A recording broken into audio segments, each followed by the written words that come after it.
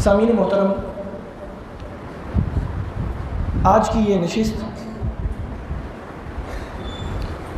میرے اور آپ کے لیے انتہائی اہمیت کی حامل ہے، اور اس کی وجہ یہ ہے کہ محرم الحرام کا یہ مقدس مہینہ شروع ہو چکا ہے، اور آج سے 2 دن بعد بلکہ 1 دن بعد 9 اور 10 محرم کی تاریخ آ رہی ہے۔ اور 10 محرم کی جو خاصیت ہے، چہ جائے کہ وہ بہت سی وجوہات ہیں، لیکن سب سے بڑی خصوصیت یہ ہے کہ اس تاریخ میں خانوادہ رسول اللہ صلی اللہ علیہ وسلم کے 72 مجاہدین اور صحابہ کرام رضوان اللہ تعالی اجمعین کے صورت کے اندر خانوادہ رسول اللہ صلی اللہ علیہ وسلم کے ساتھی واقع کربلا کے اندر، میدان کربلا کے اندر شہادت کے عظیم رتبے پر فائز ہوئے۔ آج کی نشست ہمارے لیے اس لیے اہم ہے کہ آج اسی تاریخ کے حوالے سے آپ حضرات سے گفتگو ہوگی۔ میں یہ بات بتانا ضروری سمجھتا ہوں کہ تاریخ کربلا واقع کربلا کے تقریباً 100 سے 150 سال بعد تحریری طور پر لکھی گئی۔ 100 سے 150 سال تک واقع کربلا یا تاریخ کربلا کے حوالے سے جو بات چیت یا بیان ہوتی رہی، وہ سینہ بسینہ تاریخ کو بیان کیا جاتا رہا۔ میں نے آپ کو بتایا، آپ نے کسی اور کو بتایا، کسی نے کسی اور کو بتایا، اور اس طرح پوری امت مسلمہ کو پتہ لگا۔ اس لیے یہ بات بڑی اہم ہے میرے اور آپ کے لیے جاننا کہ تاریخ کربلا کو لکھنے والے وہ لوگ بھی تھے جنہوں نے خانوادہ رسول اللہ صلی اللہ علیہ وسلم کے ساتھ دھوکہ کر کے ان کو عراق کی سرزمین پر بلایا تھا۔ ان مورخین میں وہ بھی شامل ہیں جنہوں نے واقع کربلا میں یزیدیوں کا ساتھ دیا تھا، اور ان میں وہ بھی شامل ہیں جو محبین اہل بیت کرام رضوان اللہ تعالی اجمعین ہیں۔ اب ہر ایک نے اپنے انداز کے اندر اس تاریخ کو بیان کیا ہے۔ کسی نے بڑھا چڑھا کر بیان کیا، کسی نے کہا نہیں نہیں اتنی زیادتی نہیں ہوئی تھی، کسی نے کس طرح بیان کیا، کسی نے کس طرح بیان کیا۔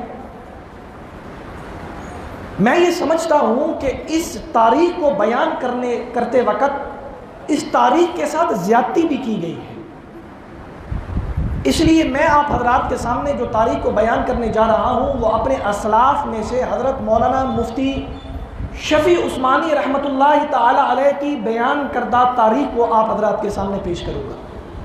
اور آپ حضرات سے یہ گزارش کروں گا کہ یہ جو سوشل میڈیا کے مولوی صاحبان ہیں یا ذاکرین ہیں یا جو بھی بیان کرنے والے ہیں، ہر ایک کی بات کو سن کر اس کو سچ مت سمجھا کریں، بلکہ خود تحقیق کیا کریں کہ کیا یہ بات قرآن اور حدیث سے ثابت بھی ہے یا نہیں ہے، یا جو مؤرخ تاریخ کو بیان کر رہا ہے وہ صادق اور امین بھی ہے، یا وہ جھوٹا مکار اور ہمارے بہروپیے میں شامل ہو کر بہروپ بنا کر حلیہ بنا کر ہمارے ساتھ شامل ہو رہا ہے، یا اچھے مورخین کے ساتھ شامل ہو رہا ہے۔ اس بات کی تصدیق بھی ضروری ہے۔ اب میں اپنے موضوع کی طرف آنا چاہوں۔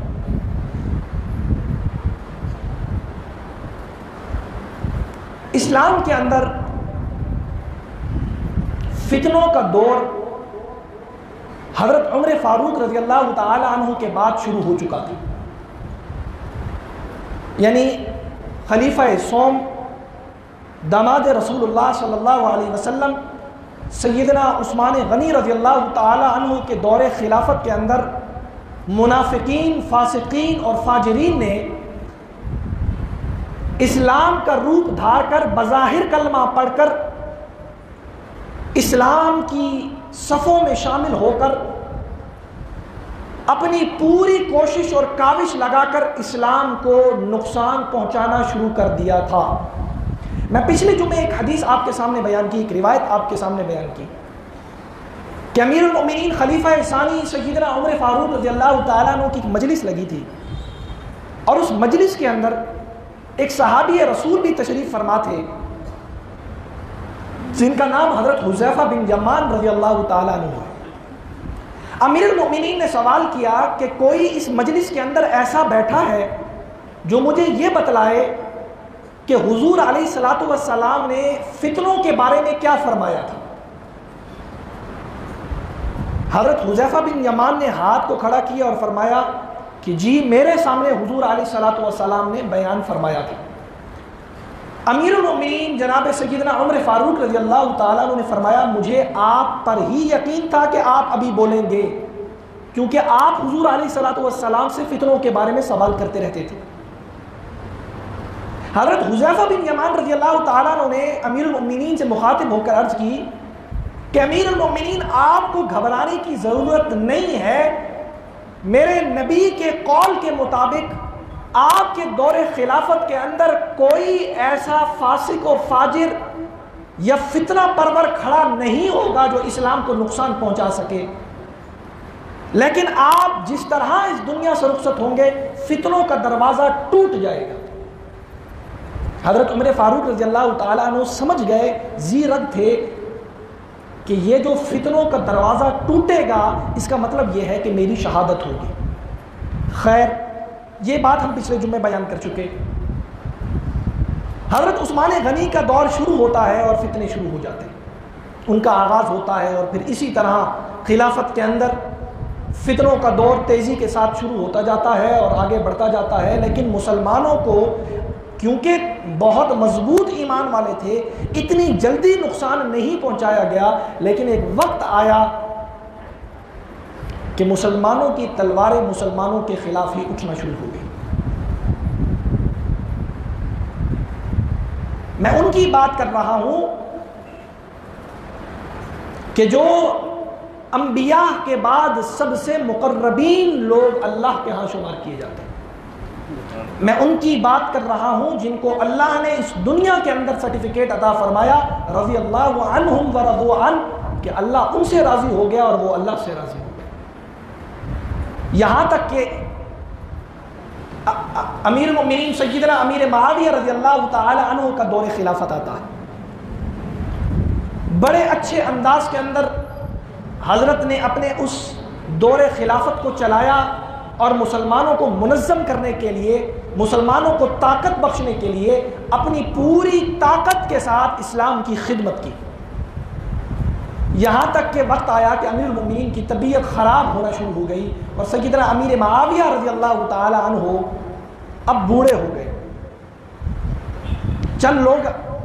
امیر معاویہ رضی اللہ تعالی عنہ کے پاس آئے اور کہنے لگے، اب وہ آئے یا بھیجے گئے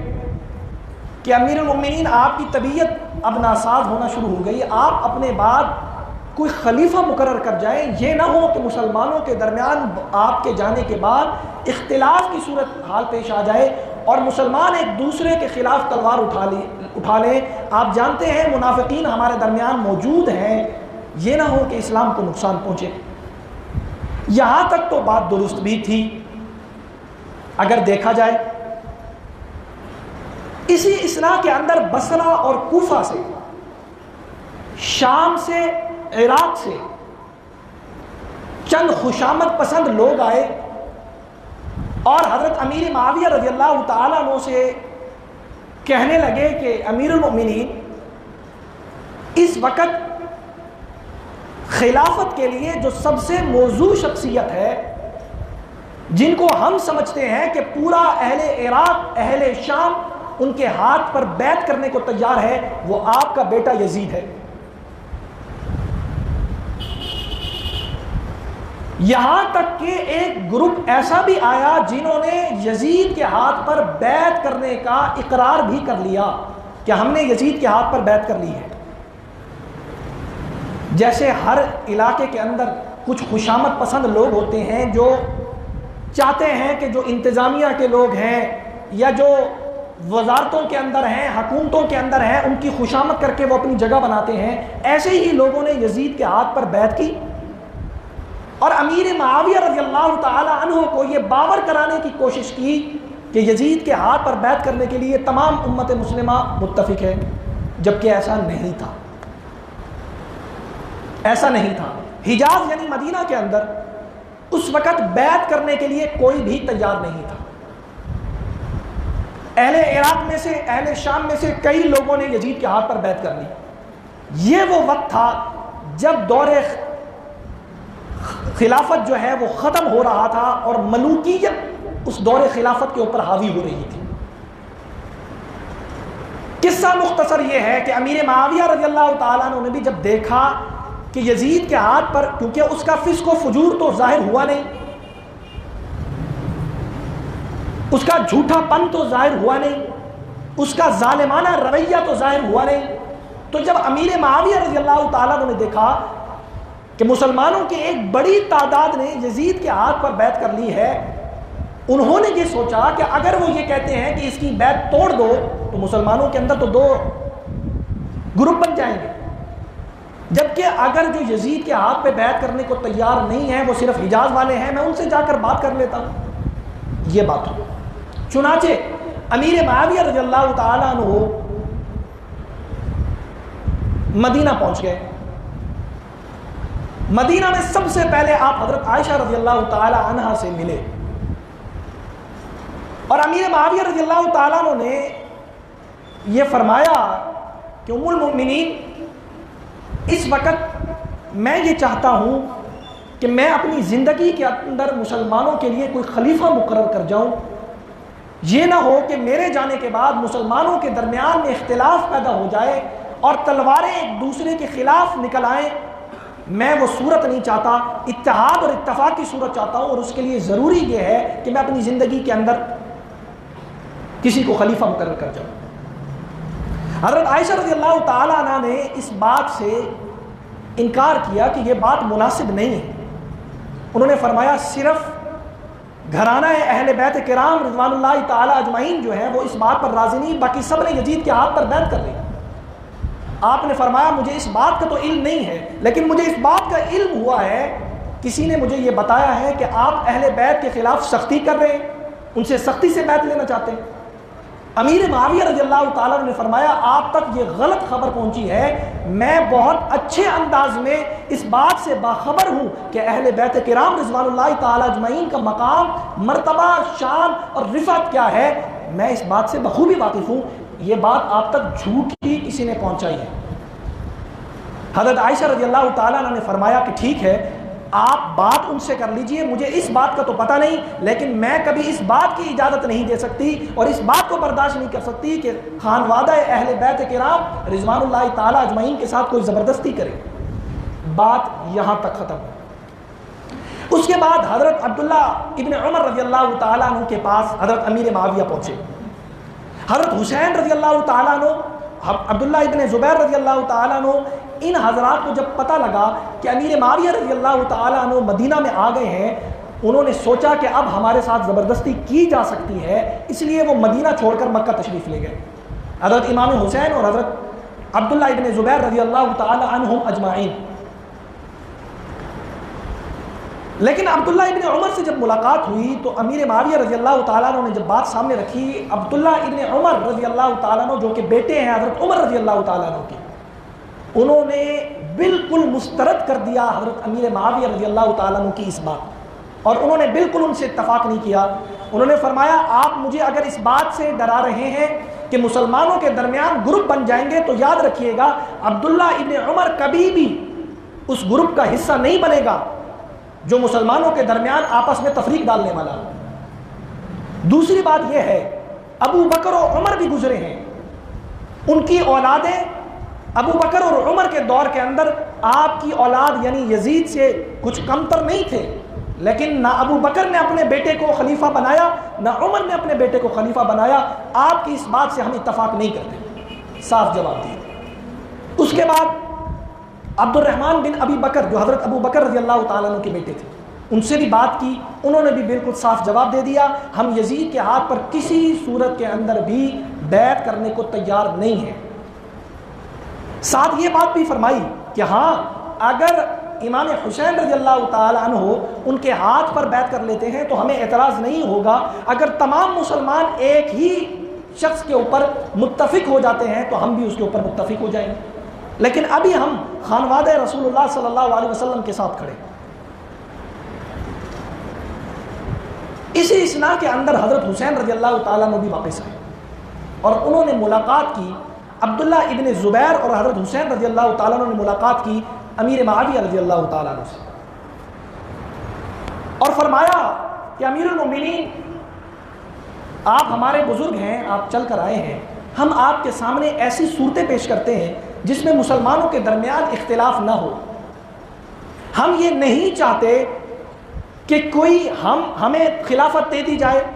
یا ہمارے پسندیدہ آدمی کو خلافت دے دی جائے، ہم یہ چاہتے ہیں پہلی صورت، 3 صورتیں سامنے رکھی کہ آپ رسول اللہ صلی اللہ علیہ وسلم کے طریقے کو اپنائیں۔ وہ طریقہ کیا تھا کہ آپ اپنے بعد کسی کو خلیفہ مقرر نہ کریں،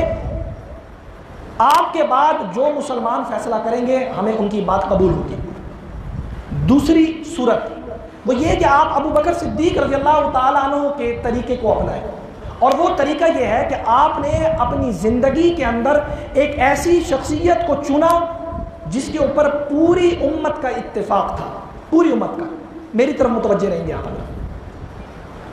پوری امت کا اتفاق تھا، انہوں نے ان کو قبول کیا۔ تیسری صورت کیا ہے؟ تیسری صورت یہ ہے جو حضرت عمر فاروق رضی اللہ تعالیٰ عنہ نے کی تھی، اور وہ یہ تھی کہ انہوں نے ایک 6 رکنی کمیٹی بنائی تھی جو کہ مقربین صحابہ تھے، بڑے صحابہ تھے، ان صحابہ کی 6 رکنی کمیٹی بنائی جنہوں نے فیصلہ کیا کہ مسلمانوں کا خلیفہ کس کو ہونا چاہیے، اور ان کے فیصلے کے مطابق پھر خلیفہ کو چنا گیا۔ تو یہ 3 صورتیں ہیں۔ حضرت امیر معاویہ رضی اللہ تعالیٰ نے یہ فرمایا کہ آپ کی بات درست ہے، لیکن اہل عراق نے بھی، اہل شام نے بھی، اور تمام مسلمین نے اس وقت یزید کے ہاتھ پر بیعت کو کر لیا ہے۔ اگر اس وقت ہم آپ کی بات مان لیتے ہیں اور جس طرح آپ فرما رہے ہیں کہ آپ کے مطابق کو کیا جائے، پھر مسلمانوں میں اختلاف پڑ جائے گا، کیونکہ اکثریت نے تو یزید کے ہاتھ پر بیعت کی ہے، بیعت ٹوٹ کیسے سکتی ہے؟ اس لیے میری گزارش ہے کہ آپ میری بات کو مان لیں اور یزید کے ہاتھ پر بیعت کر لیجیے۔ لیکن صحابہ کرام رضوان اللہ تعالیٰ اجمعین کی جو اس وقت مدینہ کے اندر قیادت موجود تھی، سب نے ایک ساتھ ہو کر اس بات سے اختلاف کیا اور انکار کر دیا۔ اب بات آئی، امیر معاویہ رضی اللہ تعالیٰ عنہ وہاں سے چلے گئے، اور امیر معاویہ رضی اللہ تعالیٰ عنہ کی زندگی کے اندر معاملہ اسی طرح رکا رہا۔ جنہوں نے بیعت کی ہوئی تھی یزید کے ہاتھ پہ، انہوں نے بیعت کی ہوئی تھی، اور جنہوں نے بیعت نہیں کی تھی امیر معاویہ رضی اللہ تعالیٰ عنہ نے انہیں کچھ نہیں کہا۔ اسی اسنا کے اندر ایک دفعہ خط بھیجا امیر معاویہ رضی اللہ تعالیٰ عنہ نے کہ آپ ابو بکر و عمر کے طریقے پر چلیں۔ جو اس وقت کا والی تھا، امیر تھا مدینہ کا، اس کا نام تھا مروان۔ مروان کو خط لکھا گیا کہ آپ ان سے بیعت کروا لیں۔ انہوں نے خطبہ دیا، خطبے میں انہوں نے بیان کیا، لیکن عبد الرحمن بن ابی بکر اس خطبے کے دوران ہی کھڑے ہو گئے، جو ابو بکر صدیق رضی اللہ تعالیٰ عنہ کے صاحبزادے تھے، کہ آپ کو کس نے کہا کہ یہ طریقہ ابو بکر اور عمر کا تھا؟ یہ طریقہ کیسر و کسرا کا ہے، ابو بکر اور عمر کا نہیں ہے، ہم کسی صورت بیعت نہیں کریں گے۔ یہاں تک بات رہی امیر معاویہ رضی اللہ تعالیٰ عنہ کے دور خلافت کے اندر۔ اب امیر معاویہ رضی اللہ تعالیٰ عنہ کا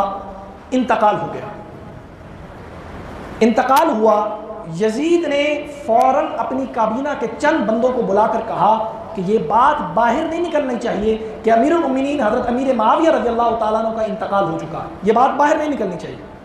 اور فوراً سے ایک قاصد کو خط لکھ کر بھیجا کہ تم جاؤ ولید بن عتبہ، جو کہ اس وقت جب یزید امیر معاویہ کا انتقال ہو رہا تھا، اس وقت مدینہ کا امیر اس کو مقرر کر دیا گیا تھا،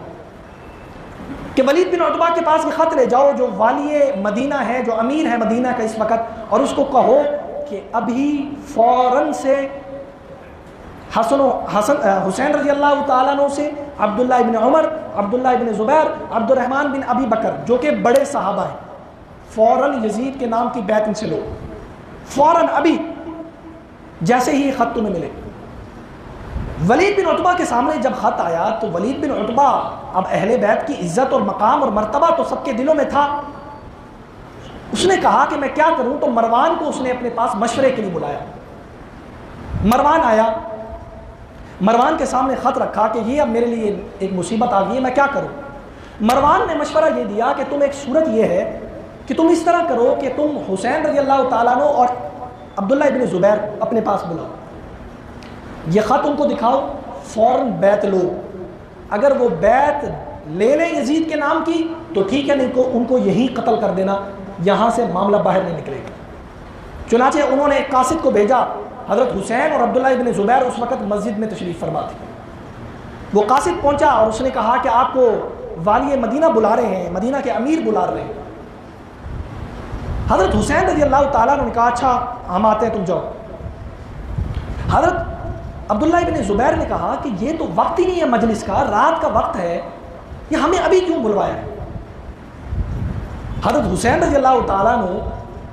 ذی شعور انسان تھے، انہوں نے فرمایا کہ مجھے لگتا ہے کہ امیر معاویہ رضی اللہ تعالیٰ عنہ کا انتقال ہو گیا ہے اور یزید نے ولید بن عتبہ کو کہا ہے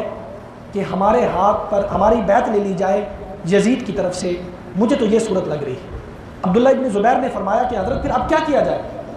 حضرت حسین نے فرمایا اچھا ہے، کو چند ساتھیوں کو ہم اپنے ساتھ لے جاتے ہیں، تم دروازے پر رک جانا، میں اندر چلا جاؤں گا، اگر کوئی مسئلہ ہوا تو تم اندر آ جانا، نہیں تو میں ان کی بات سن کر باہر آ جاؤں گا۔ حضرت حسین ساتھیوں کے ساتھ پہنچے، وہ دروازے پر رک گئے، حضرت حسین اندر گئے تو دیکھا ولید بن عتبہ اور مروان جو ہیں وہ اکٹھے بیٹھے تھے۔ مروان اور ولید بن عتبہ کی آپس کی پہلے لڑائی تھی، تو حضرت حسین نے جب ان کو دیکھا تو فرمانے لگے کہ مجھے خوشی ہے کہ آپ کے درمیان لڑائی تھی، اب صلح ہو گئی، آپ اکٹھے بیٹھے ہیں، مجھے آپ کو دیکھ کر خوشی ہوئی۔ ولید بن عتبہ نے خط اٹھایا اور خط جو ہے وہ حضرت حسین کے آگے رکھ دیا کہ حضرت یہ اب آیا ہے، آپ برائے مہربانی اب یزید کے ہاتھ پر بیعت کریں۔ حضرت حسین بجائے اس کے کہ وہ بیعت کرتے، انہوں نے فرمایا کہ دیکھیں رات کے وقت میں اکیلا بیعت نہیں کر سکتا، میرے ساتھ ساتھی ہیں، جب میرے ساتھی اس بات پر متفق ہو جائیں گے تو مجھے کوئی اعتراض نہیں، ہم اکٹھے صبح کی روشنی میں سب دنیا والوں کے سامنے بیعت کریں گے، لیکن اگر وہ راضی نہیں تو میں بیعت نہیں کروں گا۔ یہ بات کہہ کر وہ واپس آ گئے، اور اسی رات کے اندر عبداللہ ابن زبیر، حضرت حسین رضی اللہ تعالیٰ عنہ، عبد الرحمن بن ابی بکر، عبداللہ ابن عمر، یہ چاروں حضرات مختلف راستے لیتے ہوئے مکہ کے لیے روانہ ہو گئے۔ ان کو سمجھ آ گئی تھی کہ اب ہمیں قتل کر دیا جائے گا۔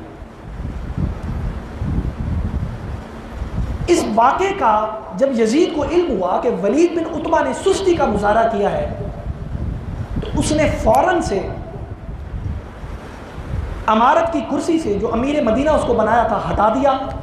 اور اس کی جگہ پر عمر بن سعید اشتق اس کو امیر مدینہ بنا دیا، عمر بن سعید کو، اور جو پولیس کا چیف بنایا وہ عبداللہ ابن زبیر کا بھائی عبداللہ ابن محمد ابن عمر، اس کو بنا دیا چیف پولیس، یعنی جس کو ہم آج آئی جی کہتے ہیں۔ اور بنانے کی وجہ یہ تھی کہ عبداللہ ابن زبیر جو ہیں ان سے لڑائی تھی عمر بن زبیر کی، یعنی دونوں بھائیوں کی آپس میں لڑائی تھی، شدید اختلاف تھا ایک دوسرے، یعنی عمر بن زبیر جو ہیں وہ جانی دشمن تھے عبداللہ ابن زبیر کے، تو اس لیے بنایا کہ یہ ان سے بدلہ لے گا۔ اس پولیس کے چیف یعنی عمر بن زبیر نے والی مدینہ سے اجازت لی، 2000 کا لشکر لیا اور مکہ روانہ ہو گئے کہ اب ہم حضرت حسین کو نعوذ باللہ شہید کر دیں گے اور باقی ان کے ساتھیوں کو بھی شہید کر دیں گے، یہ پروگرام تھا۔ لیکن مکہ کے قریب پہنچے تو عبداللہ بن زبیر کو پیغام دیا کہ گرفتاری دے دو، نہیں تو میری تمہارے ساتھ اعلان جنگ ہے، میں مکہ میں آ کر تم سے جنگ نہیں کرنا چاہتا کیونکہ مجھے مناسب نہیں لگتا۔ عبداللہ ابن زبیر نے اپنے چند ساتھیوں کو بھیجا کہ جاؤ اس کے خلاف لڑو، وہ باہر نکلے، انہوں نے اس 2000 کے لشکر جو عمر بن زبیر کا لشکر تھا اس کو ہرایا، یہاں تک کہ عمر بن زبیر جو ہے وہ بھاگ گیا۔ یہاں تک تو بات ہے جو مکہ اور مدینہ کے اندر ہو رہا تھا۔ وقت مختصر ہے، جو بات اس جمعے میں ہو سکی وہ اس جمعے میں کر لیں گے، اگلی بات اگلے جمعے کے اندر تاریخ کو پوری طرح بیان کر لیں گے۔ حضرت حسین رضی اللہ تعالیٰ عنہ اب مکہ کے اندر موجود تھے. صحابہ نے مشورہ دیا کہ حضرت اب آپ کو مکہ سے باہر نہیں جانا, اور ساتھ ایک صحابی رسول نے یہاں تک فرمایا کہ حضرت آپ کو کوفہ والوں کے خط آئیں گے, آپ نے کوفہ نہیں جانا, یہ بہت بے وفا لوگ ہیں, انہوں نے آپ کے بھائی کو زہر دے کر شہید کیا,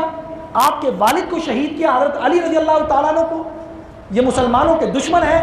آپ نے ان منافقین کے پاس نہیں جانا, یہ جو بھی آپ کو مرضی کہیں. حضرت حسین مکہ میں رک گئے. اب مکہ کے اندر لوگ حضرت حسین کے ہاتھ پر بیعت کرنا شروع ہو گئے. کس چیز کی؟ خلافت کی بیعت. بصرہ کوفہ والوں کو پتہ لگا تو انہوں نے خط لکھے وہاں سے. خط کے اندر یہ لکھا کہ حضرت ہم یہاں یزید کی حکومت کو نہیں مانتے, ہم رسول اللہ صلی اللہ علیہ وسلم کے ماننے والے ہیں, ہم ان کے اہل بیت کرام رضوان اللہ تعالیٰ اجمعین کے پیچھے چلنے والے ہیں,